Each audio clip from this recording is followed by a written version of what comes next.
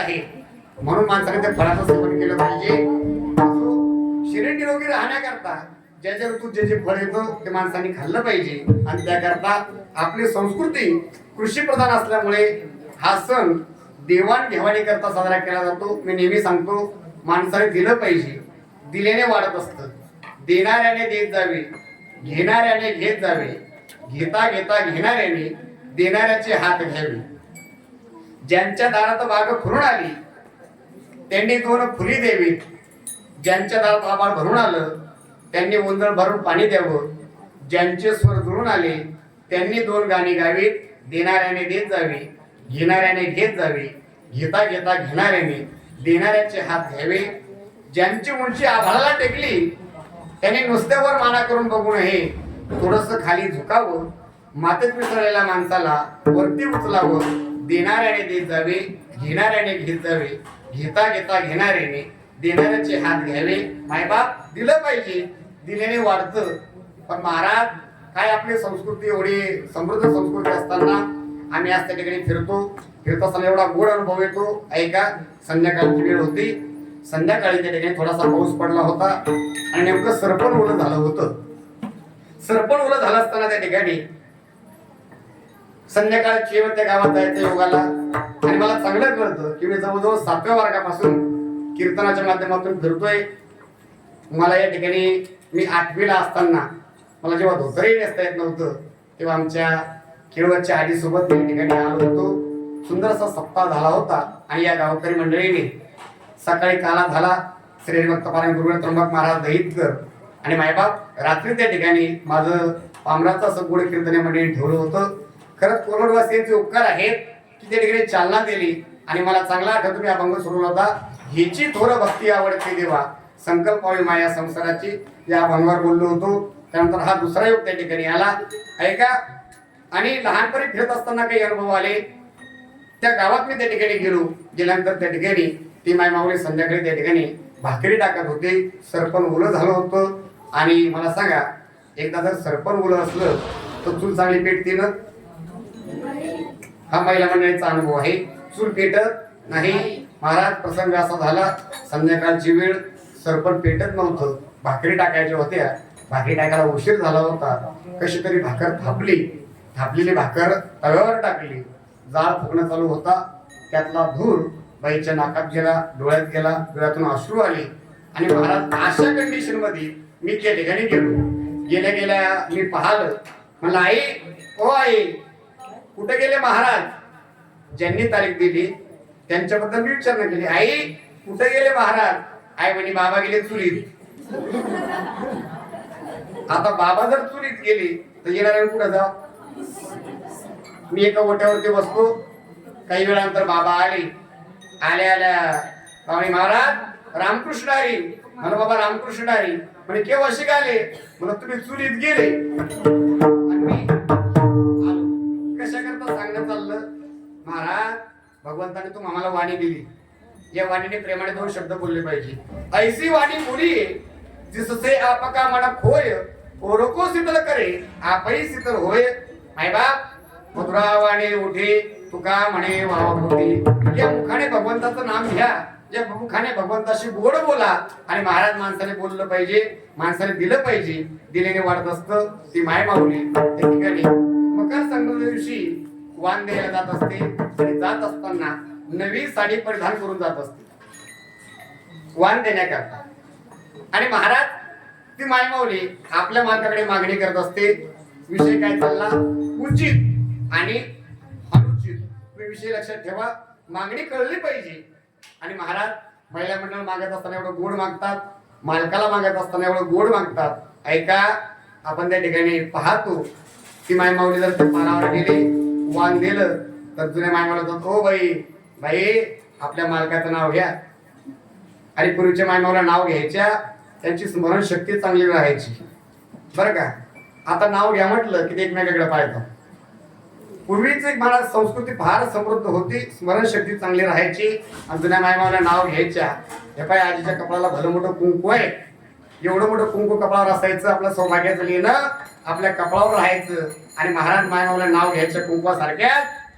येत होते जात होते खिडकीमधून पाहत होते, खिडकीला 3 तारा, अडकीत त्याला घुंगर बारा, पान खाते 13 13, घाम येतो जरा जरा, तिकडून आला व्यापारी, व्यापारी दिले सुपारी, सुपारी देते पाण्याला, हंडा नेते पाण्याला, पाणी आणते आडाच, वाडा बांधते भिंगाचा, वाड्यात वाडे 7 वाडे, वाड्यात होता पलंग, पलंगावर होती गादी, गादीवर होती उशी, उशीवर होती बशी, बशीवर होता कप, कपाळ होता कान, कानावरती भिंत, भिंतीवर होती घड्याळ, घड्याळात वाजला एक, पांडुरंगाचं नाव घेतो ज्ञानोबा तुकोबाचा लेख.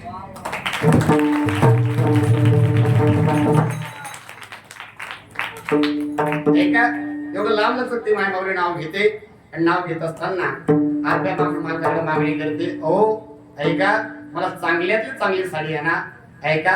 आता मालकाकडे साडी मागणी, ही मागणी झाली उचित. मालक बुलढाण्याला गेला, चांगली साडी आणली, मायमाऊलीनं वाण दिलं, अख्ख्या गावात मायमाऊली मिरवली. दुसऱ्या दिवशी सकाळ झाली, स्नान झालं, बाईने साडी धुण्यात टाकली. सांगितलं, ऐका ओ, शेतात जाण्याच्या अगोदर साडी धुवून जा.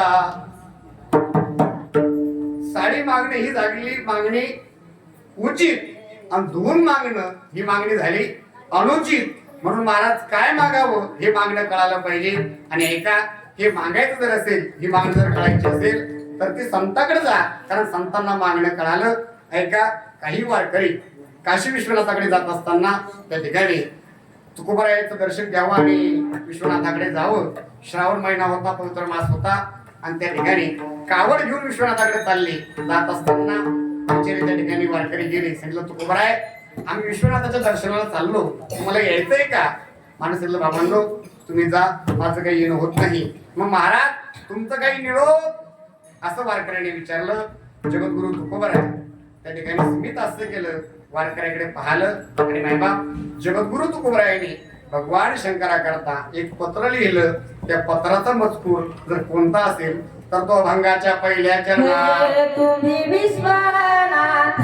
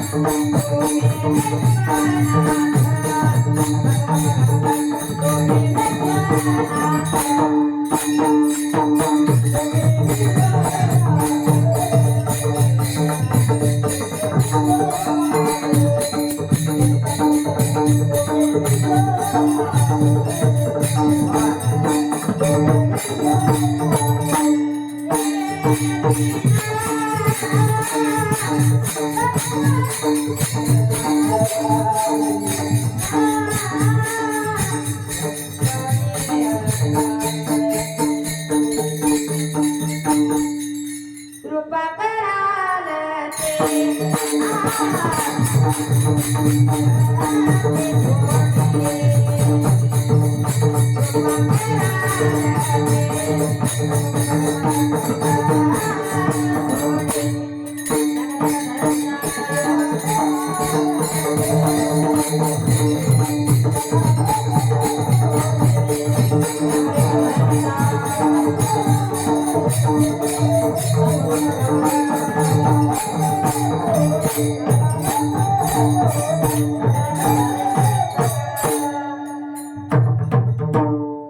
टाळ्या वाजवा येतात.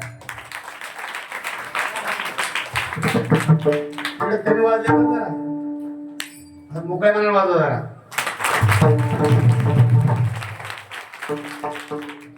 खरंच मला सेवा भाव आहे, गुरुची निष्काम सेवा आहे, आणि या सेवेतून हे प्राप्त होतं.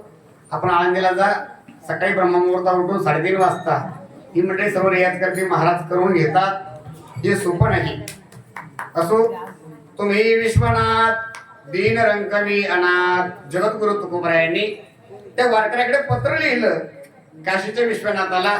ऐका, पूर्वी पत्रव्यवहार चालायचे, आणि पत्रव्यवहार चालू असताना त्यावेळेस महाराज जिव्हाळा हा अत्यंत महत्वाचा आहे. जगत असताना कुठल्याही नात्यात विढाल विढाल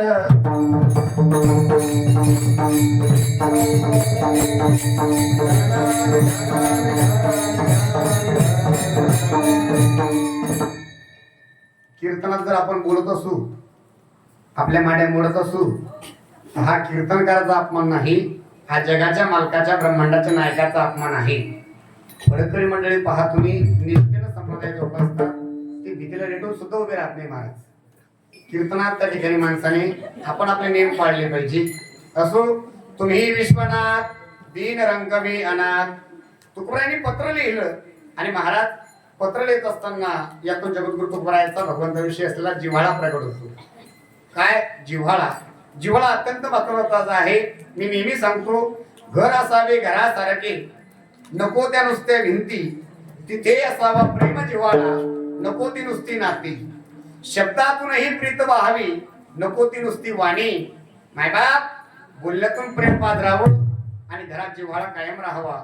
जिव्हाळा काय असतो हे जर पाहायचं असेल तर आमच्या वारकरी संप्रदायात या. महाराज भगवंताविषयी जर जिव्हाळा पाहिजे असेल तर तुम्हाला या महाराष्ट्राच्या मातीत जन्माला यावं लागेल. काय जिव्हाळा आहे पंढरीनाथाविषयी? ऐका, 95 वर्षाचं वय तरी सुद्धा पंढरीनाथावर एवढी श्रद्धा. वारकरी संप्रदायाची काय सेवा आहे.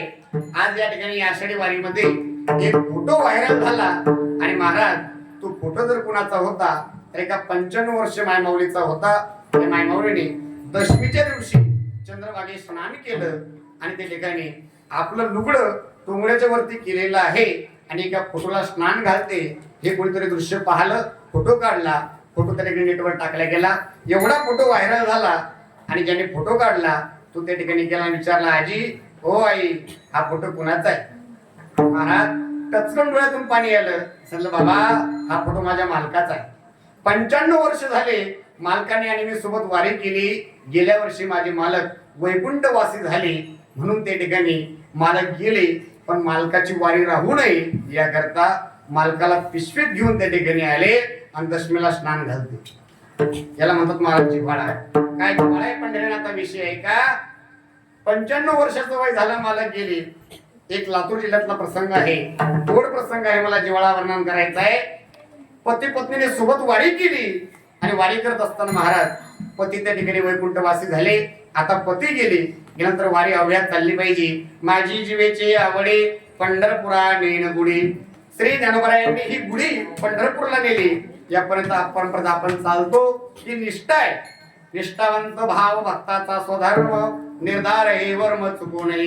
ही महाराज सेवा आहे. देह जावो अथवा राहो पांडुरंगे दृढ भाव. एवढी श्रद्धा त्या ठिकाणी वारकऱ्यांची पंढरीनाथावर आहे. ऐका, मालक वैकुंठवासी झाले म्हणून त्या ठिकाणी आपल्या मुलाला सोबत घेऊन वारी केली. पाहता पाहता काही दिवस लोटले गेले, पण असं म्हणतात, जो आवडे सर्वाला तोची आवडे देवाला. मालक गेल्यानंतर मुलगा सुद्धा वैकुंठवासी झाला. एकुलती एक सुनबाई होती, छोटीशी नात होती. मुलगा गेला म्हणून सुनबाईने नात घेतली आणि सुनबाई माहेराला निघून गेली. ऐका, आता फक्त आजीबाई एकटी राहिली. महाराज वारकरी संप्रदायात जगत असताना त्या ठिकाणी प्रापंचिक समाधान नसेल, पण वारकऱ्याच्या जीवनात आंतरिक समाधान हे फार महत्वाचं आहे. आणि महाराज जैशी स्थिती आहे तैशा परी राहे, कौतुक होतो पाहे संचिताची. ठेविले रंते तैसेची राहावे, चित्ती असू द्यावे समाधान. समाधान जर पाहिजे असेल तर वारकऱ्याकडे पहा, वारकऱ्याच्या मुखाकडे पहा. नंतर आपण आज सगळीकडे फिरतो पाहतो, मी या रोते क्यों नाही बोले हमारी सुरती वैसी है. चेहरा माणसाचा प्रसन्न असावा. मायबापांनी मी नेहमी सांगतो, माणसाचं अंतकरण हे पुढवून आहे आणि माणसाचा चेहरा हे शोरूम आहे. शोरूम मध्ये विकण्याकरता पुढवून मधल्या वस्तू असतात. म्हणून माणसाचा चेहरा जर प्रसन्न असेल तर समजून चाला याचं अंतकरण त्या ठिकाणी प्रसन्न आहे. समाधान वारकऱ्याच्या जीवनात लाभतं. ऐका, मालक गेला, मुलगा गेला, पाहता पाहता वय थकलं. कथेचे सामुग्रे देह अवसानावरी, नको जाओ देवभंगा गात्रे माझे पांडुरंगा. वय थकलं, 95-96 वर्ष रनिंग झालं. आता पंढरपूरला जाणं शक्य होत नाही. ऐका, शरीर साथ देत नाही. आणि आषाढीचा पर्व काळाला दशमीचा दिवस उजाडला आणि महाराज वारकरी आहेत. आजच्या डोळ्यातून पाणी यायला लागलं. पंढरीनाथ हा माय बापा असं काय पाप केलं रे? आयुष्यभर तुझी सेवा केली, मालकासोबत वारी केली, मुलासोबत वारी केली, आज त्या ठिकाणी मला जिवंत ठेवलं, पण बाबा तुझ्या दरबारात येता येत नाही, तुझं मुख पाहता येत नाही, मालकही गेले, मुलगाही गेला, देवा कशाला जिवंत ठेवलं रे? आणि महाराज दशमी गेली, एकादशी आली आणि डोळ्यासमोर चित्र उभं राहायला लागलं.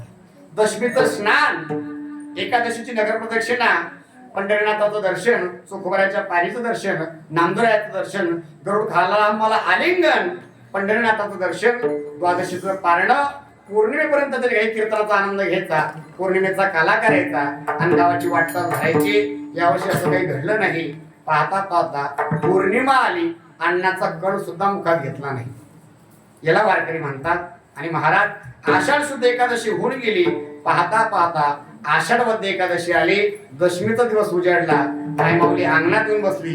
15 दिवस झाले अन्नाचा कण नाही, पाण्याचा घोड घेतला नाही. सारखा धावा करते, सारखा धावा करते. सकाळची वेळ होती, अंगणात माय माऊली बसली होती. बसली असताना त्या ठिकाणी पंढरनाथाचा धावा केला. ऐका, सोडवीट पायाखालची घाल पंढरी पाठीला, सुवासनेला घरी घेऊन यंदा ये विठ्ठला. धर एसटी गावाकडची, मोरबाईस खिडकी पुढं, खड्ड लईर वाटण, उग कंबरड मोडशील. उतरल्या उतरल्या पाठी दिसल गावाची, नाव दिसणार नाही पाठी जुनी हाय कवाची. अरे धर बायकोचा हात, थेट चालायला लाग, आणि घर तिथं आहे आपलं मारुतीच्या माग. आजीनं जगाच्या मालकाला घराचा पत्ता दिला. आणि महाराज अनंत अवतार घेसी भक्ता कारणे, कनवाळू कृपाळू दिना लागे उद्धरणे. परमात्मा येतो, जगाचा मालक आला. सकाळची वेळ आला कर बाबा, थांब दारात होतं तिथं.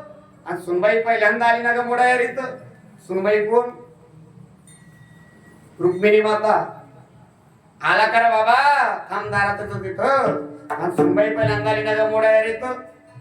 माय माऊली घरात गेली, सुंदर ताट घेतलं, तांबर पाणी घेतलं, बुका घेतला, साखर घेतली, तुळशीच्या मंजुळा घेतल्या, एक वाळलेली भाकर घेतली, छोटासा नंददीप घेतला आणि जगाच्या मालकासमोर आली. डोळे भरून पंढरीनाथाला पाहिलं, ओवाळलं आणि ओवाळल्यानंतर त्या ठिकाणी भाकरीचा तुकडा वळून टाकला. आला कर बाबा, थांबदारात तिथं. सुनबाई पहिल्यांदा आली ना ग मोडायर येतं. तू नाव घे ग रुक्मिणी. झालं माझं वाळून, कशी लाजत ये बघा गाला गेलेला लावून. आई साहेब नाव घ्या. आणि महाराज आई साहेबांनी नाव घेतलं. तू नावून घे विठ्ठला. आला अंधारा पाण्याला, नव धोतर त्याच्या बाजू धाडला सोन्याला आणाया. देवा मला गेल्यापासून घरात कोणी धोतर घालत नाही. सोन्या नावाच्या मुलाला धोतर आणण्याकरता धाडलं. तू स्नान करून घे. भगवान परमात्मा स्नाना करता गेला. तू चल ग रुक्मिणी, लय काम पडले ते. तू चल ग रुक्मिणी, लय काम पडले ते. आणि उद्या एखादं हाय लाग मला यावती. आई साहेबाला काम सांगितलं. महाराज काय अधिकार असावा. आई साहेबाला काम सांगितलं. जगाचा मालक स्नान करून आला.